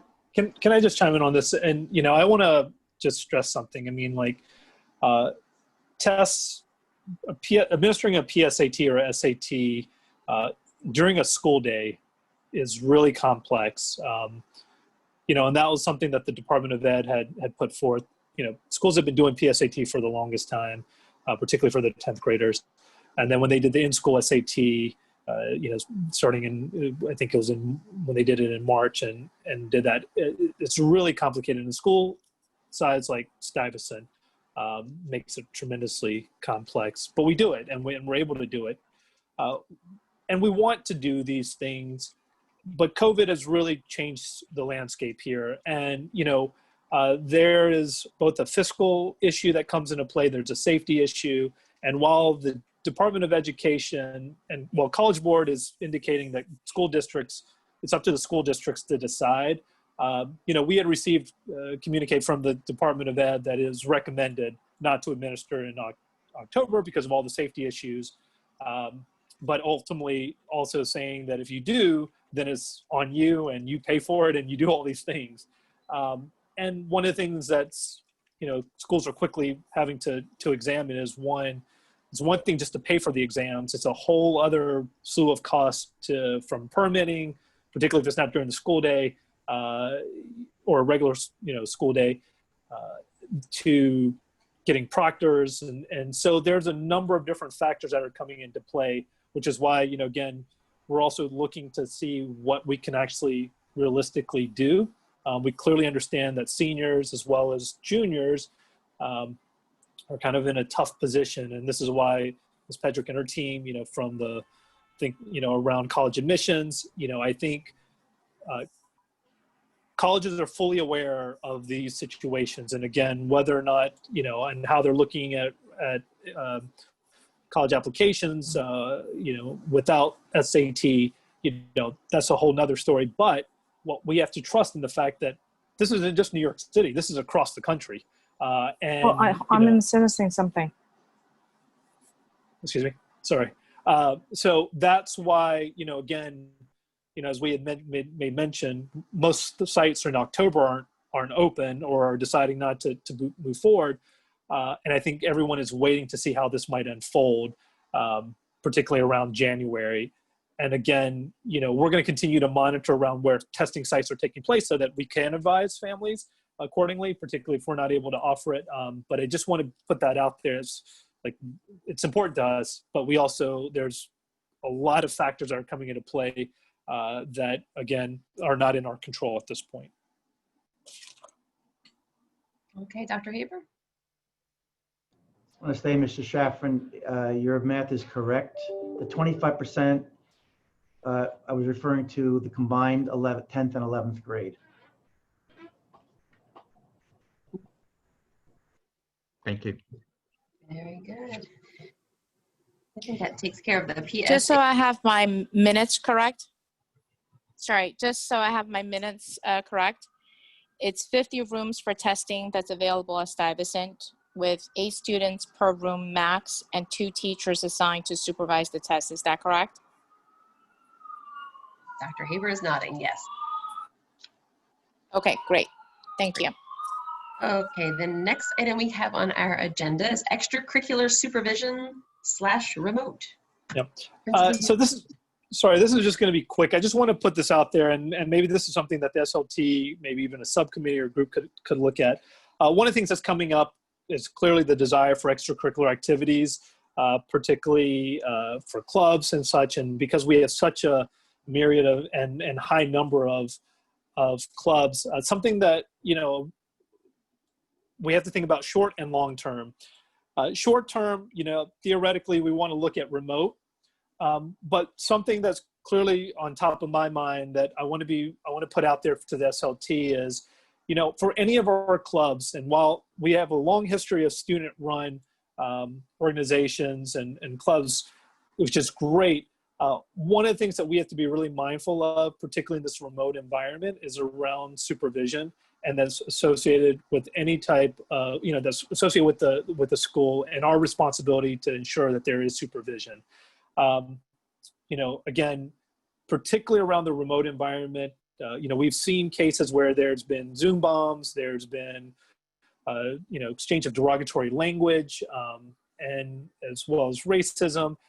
And so what I want to put out there, and again, we're not needing to make any decisions today, but I really want to be very mindful that, you know, as we move forward with, particularly with extracurricular and clubs, that we're going to need supervision, particularly in the remote environment when these cases are happening. We've gotten a number of, you know, feedback around, you know, there's been instances where there has been, you know, some Zoom bombs and such. And again, we really want to be mindful, particularly as we're getting closer around extracurricular clubs and how are we going to proceed, and setting some parameters around it as well. Like, again, you know, we don't want 9 o'clock meetings, you know, for clubs to meet, you know, and working with the SU to figure out, like, what are some potential guidelines that we would need to consider so that if clubs are meeting, one, what's the supervision? And then two, what are some of the guidelines that we all need to follow to ensure a safe environment, particularly in a remote situation.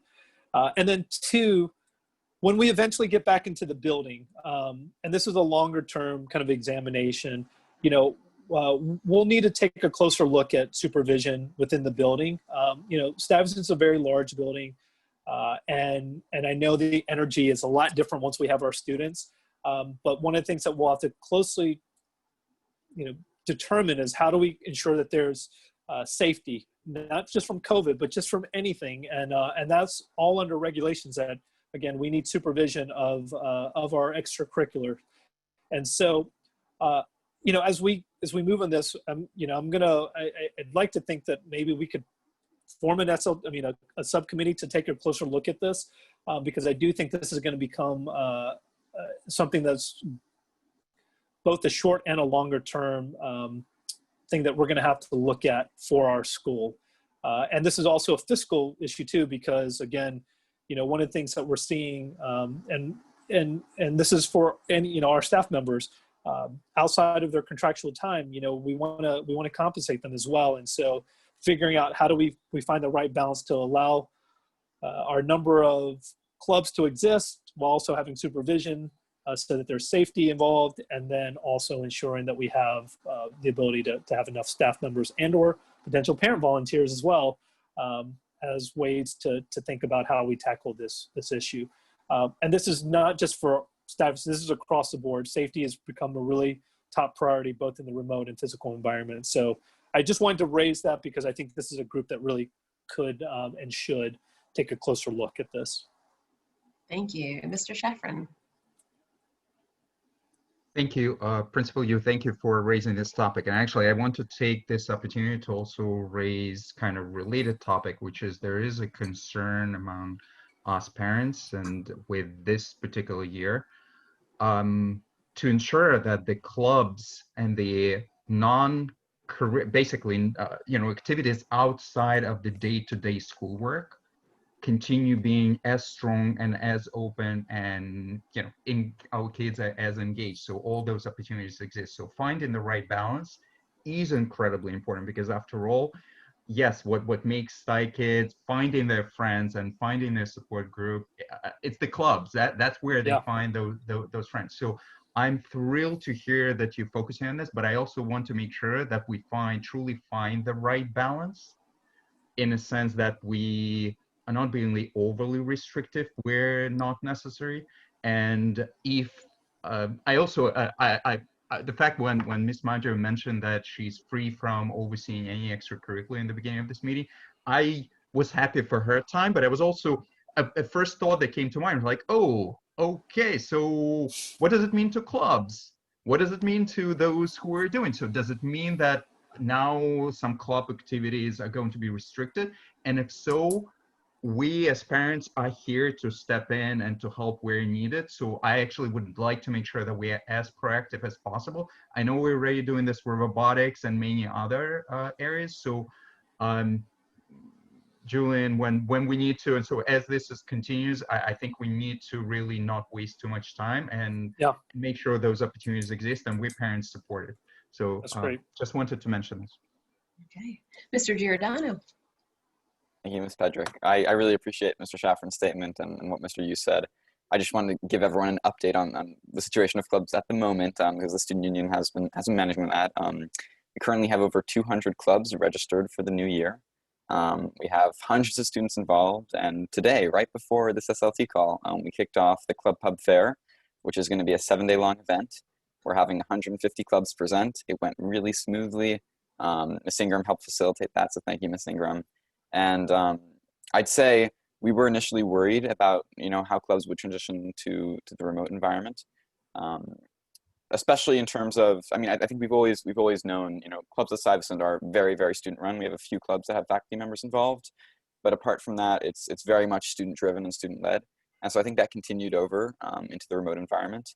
And the student union worked all summer to develop a new website, a new STY Activities website, which we've been running for the past 2 years, that all of this is being managed on.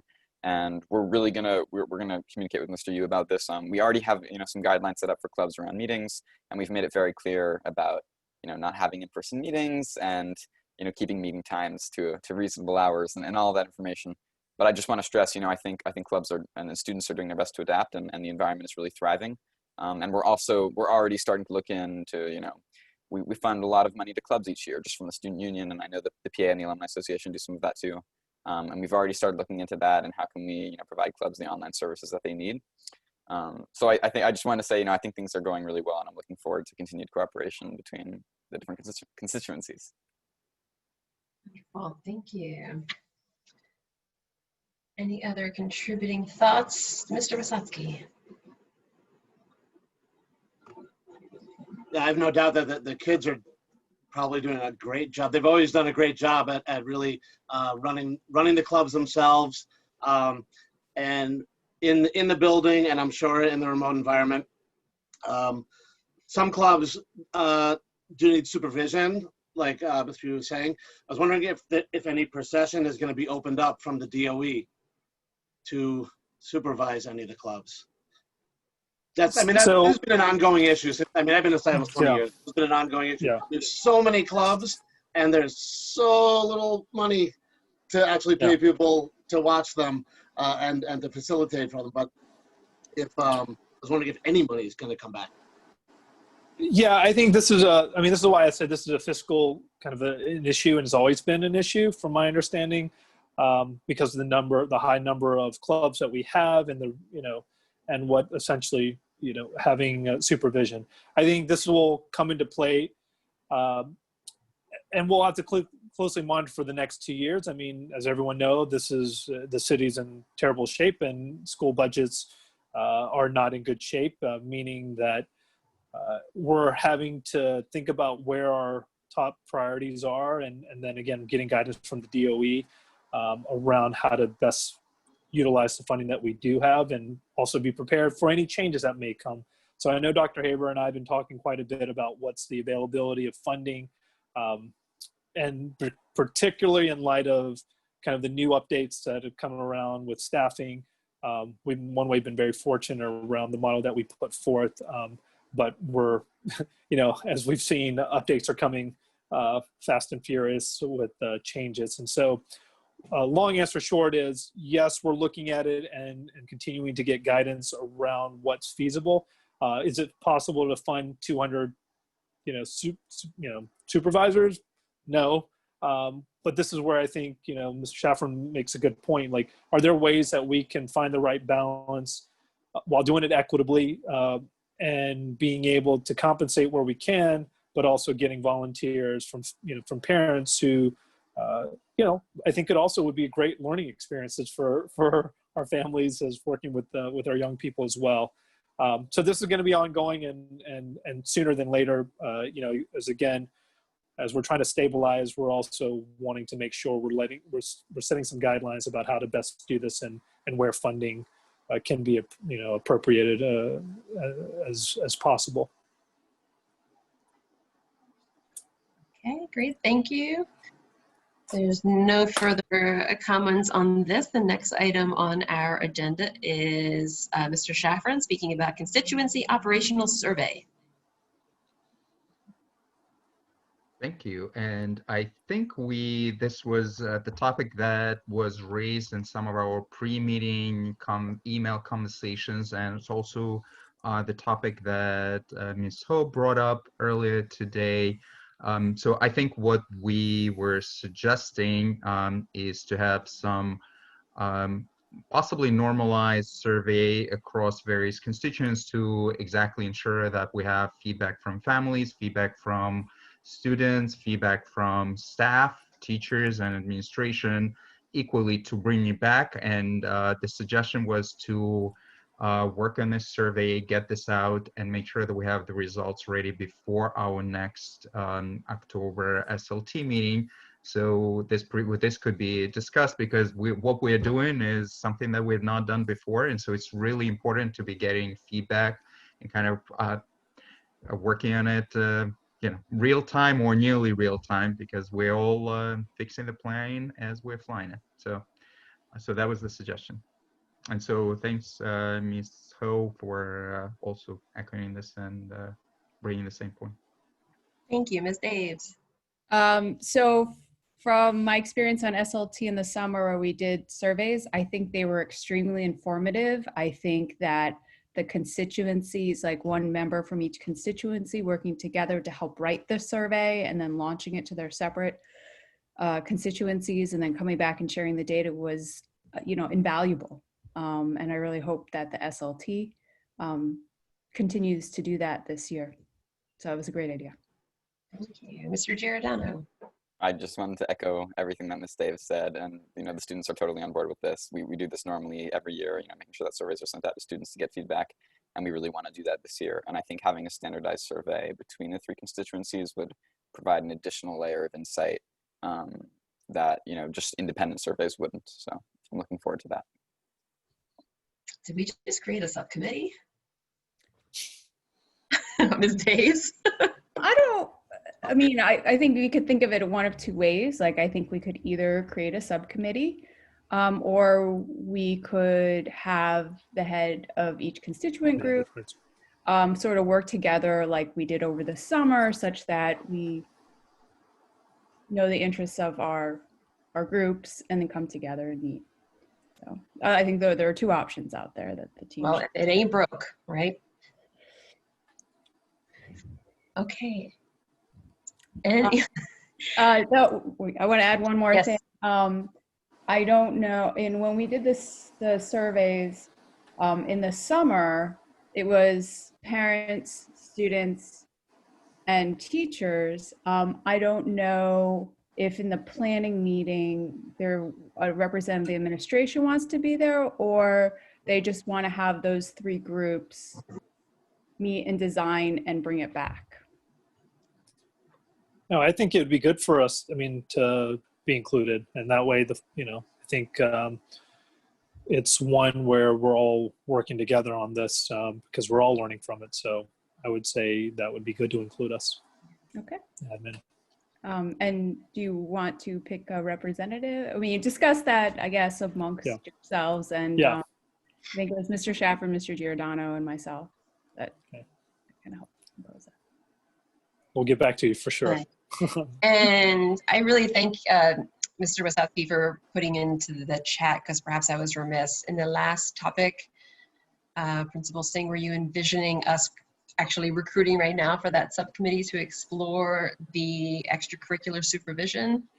I mean, I'm wondering if that same group of folks who are leading the constituencies, we can talk maybe about that as well and figuring out who should be included. Because then maybe it is a different group, but potentially that's the starting point. Does that work? Okay. Yep. And Mr. Wasowski already volunteered, so perfect. Thank you. Anybody else at this time? It can be dynamic. You can come and go or volunteer later, but is there anybody else who would like to jump on the SL? Oh, Ms. Davis, thank you. No, well, yes, I'm happy to talk in the initial conversations, but I think there are a number of staff members that are a little bit more involved in supervising the clubs after school that would have more detailed knowledge than I do. That might be, I'm happy to help out. So, and if we do a I guess if it technically is a subcommittee, we have invited other people to be on. Absolutely. Yeah. So our friends who are watching, or you hear from your other constituencies, the SLT subcommittees can absolutely be populated with those who are not one of the 17 members. So we do welcome other voices. So Mr. Wasowski, being that you were the first one to volunteer, can we ask others who are not on SLT to direct their interest in joining the subcommittee to you? Sure. Wonderful. Thank you so much. Okay, so Wasowski at Sty.edu. Wasowski, or no, just Wasowski at Sty.edu. Wasowski at Sty.edu. Thank you. That's super easy. So wonderful. Thank you for that. Okay, and the last item under critical issues, I'll pass to Principal Yu, which is communication. Yep. This is going to be really, really short because we're already doing exactly this. I think one of the things I just wanted to stress, and as I'm continuing to learn more about our community, we do rely heavily on email and electronic communication. And one of the things I'm asking our team to do is to see how we can streamline information and try to create some cadences around when information gets sent. Clearly, we want to plan ahead, and we're doing some catch up right now. But one of the things that we want to continually look at is, again, when information goes out and how much information goes out. I know we've kind of erred on the side of too much, which is great, but also being very mindful about how do families and how do staff and everyone decipher which ones are the really important emails and information versus the ones that are just kind of FYI. And so I just wanted to put that out there, is that, as a team from the staffing, we're taking a closer look at this in terms of, again, creating some cadences. And then when we are sending out communication, it's really trying to consolidate information so that you are seeing what we are prioritizing. So that, again, whether it's a one-pager of key information, you clearly will have access to the details, but here's key things to have in mind. And again, the goal here is to be as transparent as we can be, as well as making sure that everyone who needs to know information is in the know. And again, we'll continue to learn through this and we'll continue to get better, but I just want to let everyone know that is something that's top of mind for me, in wanting to make sure we get communication out as streamlined as possible, as clear as possible, being as transparent as we can be, as well as ones that are digestible, so that it's not, so overwhelming that you don't know what to pay attention to. Thank you. Mr. Giordano. Oh, sorry, I didn't mean to raise my hand. I appreciate everything, Mr. Yu said. I was going to say something about how, students always love as much communication as possible, and even if the communication means, saying, I know there's a lot of, with everything going on with the DOE, with the College Board. I mean, there are so many levels of communication happening here, and sometimes we just don't know the answer. And for students, just hearing that we don't know can be a very reassuring thing. Yeah. And we've spoken with Principal Yu about this, and I know he understands it. So I really appreciate it. Thank you. Any further thoughts on communication? Ms. Giordano. I just would like to suggest that as part of the survey that we put out, that we put a question in about communication, because while I think there are varying differences between constituencies about how they feel they're communicated to, and I think it would be interesting to get feedback on that. I will second what Julian said, which is people want to know, even if you don't know the answer to the question, they want to know that that information is being worked on. So especially at this time of that we're in, people are craving communication much more than normal. And I really think that we have to be able to communicate that to people to keep them calm in this time, even if we don't have the answers, to let the communities and the constituencies know these are the things we don't have the answers to, but they are on our radar. Our queen of communication, Ms. Ingram, has turned on her video. Does that mean she'd like to contribute? You're muted. I'm sorry, I actually didn't even realize it was on. But I will say that we are working very diligently to get as much communication out as possible. I know that the weekly update is much more condensed, but it does still have the same amount of information. It's just produced in links. So do try to click on them. And we will get as much information out as quickly as possible as it comes in. Beautiful redesign of the newsletter. Thank you, Ms. Ingram. Okay.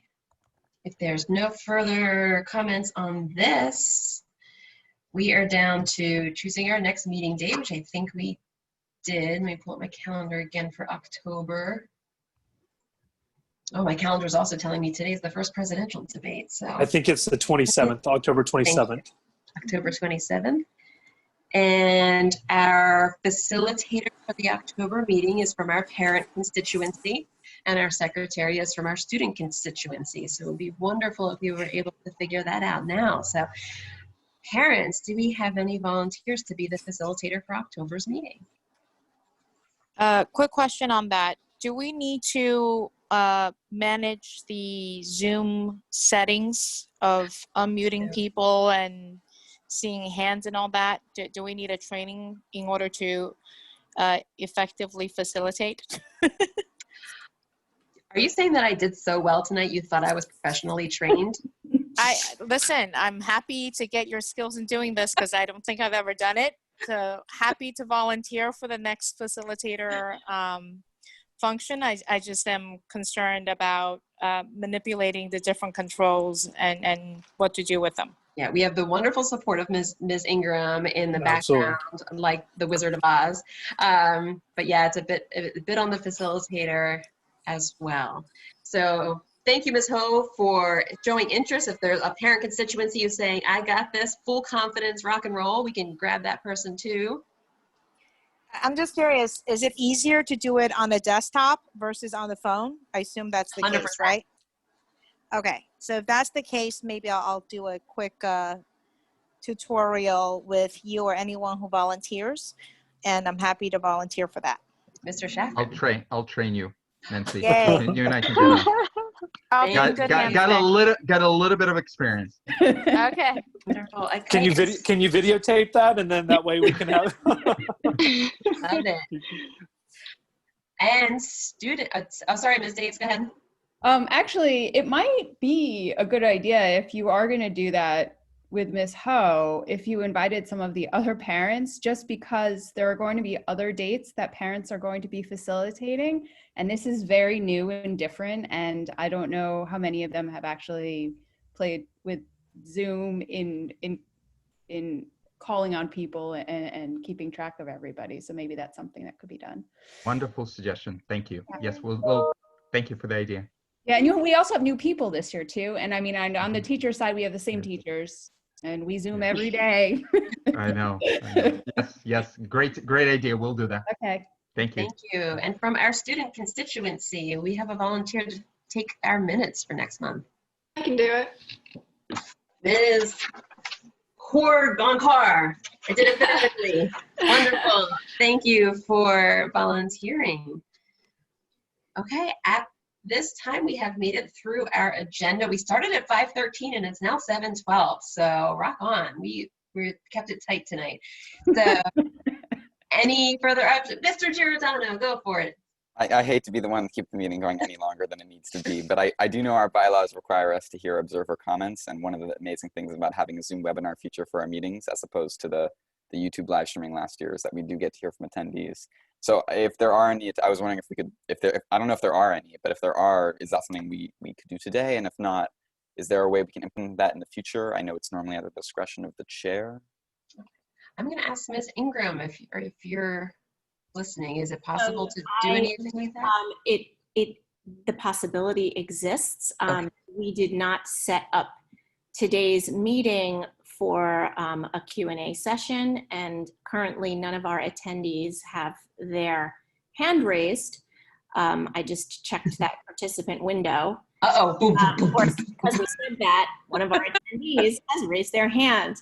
But we do not have the chat open for that purpose. But we can do that. The SLT would probably want to have that discussion before that happened at today's meeting. But of course, we can do whatever the SLT would like to do. Okay. And I do also want to remind everybody that we do have our representatives here who are here to represent you. So if for any reason we don't get to you today, you're welcome to reach out to your representative to express your questions. Just want to chime in on the bylaws on the observers. Unless time permits, observers are not permitted or not recognized to speak unless we have sufficient time and the observer is mentioning something or asking a question that's different than what's already discussed. That's per the bylaws. Thank you for pointing that out. Mr. Henderson. And I thought there was something in the bylaws about the observers needing to sort of sign up beforehand. Yes, so this is under Article 5, Section D, as in David. Observers, at the beginning of the meeting, the chair or facilitator will ask if there's any observers who wish to address the team about agenda items. So right there, I failed you. The chair or facilitator will make a note of who wishes to speak on which topics. When the agenda moves to the topic of interest, the facilitator will ask for consensus to let the identified observer speak and the amount of time, if any, to be added to the topic. So after the team members have had the opportunity to speak on the topic, the recognized observers will each have 30 to 60 seconds to speak. And the facilitator should attempt to allow time to allow team members to speak after all observers have spoken. So, Mr. Giordano. I feel bad. There's a part of me that feels bad doing this, but I think last year we really missed the opportunity to have observer comments in the meeting. I think it was actually, it was going against our bylaws and going against this, and I think, now that we do this, so I think the singer just messages that. Yeah, I think we should hear from observers today, and I think it should be something that becomes normal going forward, because I don't want to get into a rut in which we don't listen to observer comment at SLT meetings. I think it's really important. No, I agree, Julian, but the bylaws do stay within time, and we are already over our 2-hour time with the starting time at 5:15 and ending time at 7:15. So we can definitely set a precedent that says if we end before our 2-hour time limit, then we can open it up to observers, especially since we are on the Zooms now, and we can do that. Yeah, there's only one person, and they can get 30 to 60 seconds. I would feel bad if we spent more time talking about it than we did letting someone talk. Okay. I vote with Julian that we can let the one person speak today, and then we're closing out because I got to make dinner and then I got a debate to watch, and I'm like, I need to eat first because I'm. Oh my gosh, Ms. Ingram, who is the chosen one? The hand went down. Well, yes, because in this discussion, that one person has lowered their hand. All right. Mr. Henderson, I did see your hand up.